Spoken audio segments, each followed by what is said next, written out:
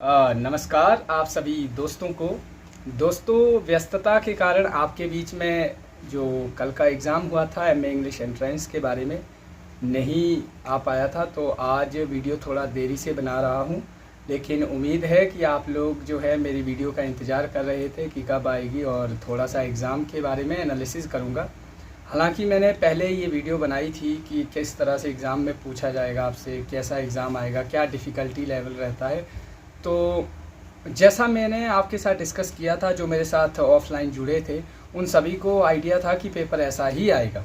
उन्हें इस बात का जैसे ये नहीं था कि अनएक्सपेक्टेड एग्ज़ाम था। जो आपके एसेज थे वो काफ़ी ज़्यादा मेरे नोट्स से पूछे गए क्वेश्चन थे।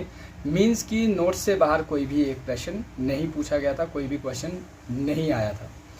लेकिन अब सवाल है कि जो एमसीक्यूज़ थे वो कैसे थे। आपको बता देना चाहता हूं कि मैंने पहले भी आपके साथ डिस्कस किया था कि एमसीक्यूज़ एज़ यूजुअल हमेशा ट्रिकी रहते हैं। लेकिन जैसे मेरे जो ऑनलाइन स्टूडेंट थे उनसे जब बात हुई तो उन्होंने कहा कि जो किसी स्टूडेंट को 17 क्वेश्चन आ रहे थे, किसी को 10-12, किसी को 15, किसी को 13। तो एक बात याद रखना, हर साल यही कहानी रहती है, आपके साथ नया नहीं है कि आप लोगों को लग रहा होगा कि इस बार एमसीक्यूज़ बहुत ज़्यादा डिफ़िकल्ट थे। मैंने आपको पहले कहा था कि एमसीक्यूज़ हमेशा डिफ़िकल्ट रहते हैं, क्योंकि इस बार जो आपका पेपर जैसे पूछा गया था, ऐसे टॉपिक में आपके फेमिनिस्ट लिटरेरी थ्योरी से पूछे गए थे, मॉडर्न यूरोपियन ड्रामा के बारे में पूछा गया था और आपकी लिटरेरी टर्म्स जैसे एसेंशियलिज्म से पूछा गया था, सररियलिज्म से पूछा गया था, सोनेट से पूछा गया था और सटायर से। आप देखिए क्रोनोलॉजी, आप जो एस डिनोट कर रहा है यहाँ पे, एस से ही 4 क्वेश्चन आपको पूछे गए हैं, जो मेरे जो नोट्स में बिल्कुल सीक्वेंस में दिए हुए थे और बिल्कुल एक्सप्लेन किए गए थे डेफिनेशन के साथ। और एमसीक्यूज़ हर एक जो एस्पिरेंट्स को है वो टफ़ लगे हैं। अब बात करेंगे कि जो आपका ऐसे है, यहाँ मेरिट कट ऑफ की क्या एक्सपेक्टेशन रहती है। देखिए, ऐसे बेशक नोट्स से आए थे लेकिन ट्रिकी थे। स्ट्रीम ऑफ कॉन्शियसनेस है लिखने के लिए, अगर नोट्स में थे तो इसका मतलब ये नहीं है कि आप लोग जो है आपको लिखने में इजी लगेगा, या आपको मेरे नोट्स से आया है तो आप लोग इजीली कर देंगे। नहीं, आपको डेफिनेशन जो है वहाँ पर एक्यूरेट लिखनी पड़ती है, फिर आपको एग्जांपल्स देने पड़ते हैं। उसी तरह सेटायर पूछा गया था, बेशक इजी है, नोट्स से आया है, लेकिन जो मेरे साथ कनेक्टर थे हो सकता है उनमें से किसी ने भी इसके ऊपर उतना प्रॉपरली अटेंशन नहीं दी हो कि शायद ये एक साथ इकट्ठे आए। तो दोस्तों, आपको बता देना चाहता हूँ, जो आपकी कट ऑफ है वो एज एक्सपेक्टेड हमेशा की तरह डाउन रहेगी इस बार भी। मेरा कहने का मतलब ये है कि जो आपके ऐसे है वो थोड़े से ट्रिकी है। मॉडर्न यूरोपियन ड्रामा के ऊपर लिखना कोई आम बात नहीं है। मॉडर्निज्म और पोस्ट मॉडर्निज्म के ऊपर चाहे आप पढ़ के भी गए होंगे तो वहाँ पर आपका जो अंडरस्टैंडिंग होगा वो उतना आप परिपक्व नहीं होते हैं। बीए के स्टूडेंट्स होते हैं वो, उनके पास इतना नॉलेज नहीं होता है मॉडर्निज्म पोस्ट मॉडर्निज्म के ऊपर कि क्या लिखना है, इसमें क्या लिटरेरी करेक्टरिस्टिक्स डालनी है, क्या फीचर्स डालने हैं। तो थोड़ा सा ट्रिकी है। मेरा कहने का मतलब है मार्क्स कटेंगे आपके, और ऐसे में भी आपके मार्क्स कटेंगे, जो आपकी लिटरेरी टर्म्स है उसमें भी मार्क्स कटेंगे। अब ये मत सोचना कि हमने तो अच्छा लिखा है तो हमारे मार्क्स कटेंगे, उनके नहीं कटेंगे। लेकिन फिर भी एक एज सा रहता है कि आप एक्यूरेट जितना, जो जनरल ऐसे होता है, सपोज़ करो अगर आपको ड्रग एडिक्शन के ऊपर आता है तो आप अच्छे से लिख पाते, आपको इंग्लिश की इंपॉर्टेंस आती तो आप अच्छे से लिखते। लेकिन यहाँ पर थोड़ा सा ट्रिकी था एग्ज़ाम में, आपका पक्ष लेना चाहूँगा।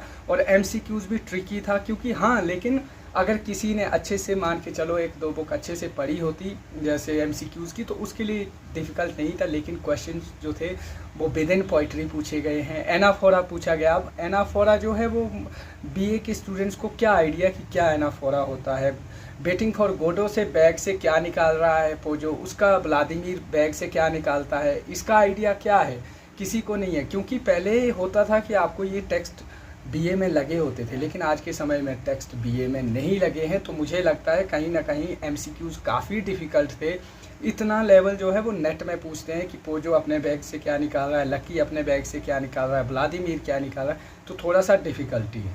तो मैं एक बात कहना चाहूँगा कि यहाँ पर जनरल अगर आप लोग 33+ कर रहे हैं, जनरल कैटेगरी में 33+, तो आप उम्मीद कर सकते हैं। लेकिन 35 जो है यहाँ पे मैं ये कह सकता हूँ कि पूरी तरह सेफ जोन में है। आप अपनी जो है प्रिपरेशन, लेकिन ऐसा नहीं है कि आप 35 लेंगे आप श्योर है, क्योंकि वो तो रिटर्न जो आपका सब्जेक्टिव है वहाँ पर टीचर आपको कितने मार्क्स देता है वो डिपेंड उन पर करता है। और दूसरा जो हाईएस्ट स्कोर जाने की पॉसिबिलिटी है वो नहीं बता सकते, लेकिन फिर भी पिछली बार जैसे मैंने बताया था कि 49 से 51 था तो 51 टॉपर था, तो इस बार मैं ये बता सकता हूँ आपको कि शायद 53 से 55 के बीच में टॉपर रहने वाला है। और SC ST में जो है आप ये लेके चलो कि SC में जो है 29 27 तक के जो आसार है, OBC में 25, ST में भी 25 3, 24 से 27 के बीच में आप SC ST को सेफ रख सकते हैं। और बाकी जो EWS है, EWS की मेरिट आपको बता देना चाहता हूँ थोड़ी सी डाउन रहती है, लेकिन फिर भी हम 26 से 28 के बीच में EWS को सेफ मान सकते हैं। ये मेरी महज एक प्रेडिक्शन है, इसमें ऐसा नहीं है अगर 10% का भी एरर रह सकता है, 5% का भी एरर रह सकता है, तो इसको हम जनरलाइज नहीं कर सकते। बाकी ये आप लोगों के लिए सेटिस्फेक्शन के लिए सॉरी, जो वीडियो देख रहे हैं जिनको थोड़ी सी उम्मीद है उनको जो है पॉजिटिव एटीट्यूड के लिए ये वीडियो बनाई थी। बाकी उम्मीद है आप लोग मेरे साथ जुड़े रहेंगे और आने वाले समय में भी इसी तरह से चैनल पर विजिट करते रहेंगे। आप सभी का समय शुभ रहे। जय हिंद दोस्तों।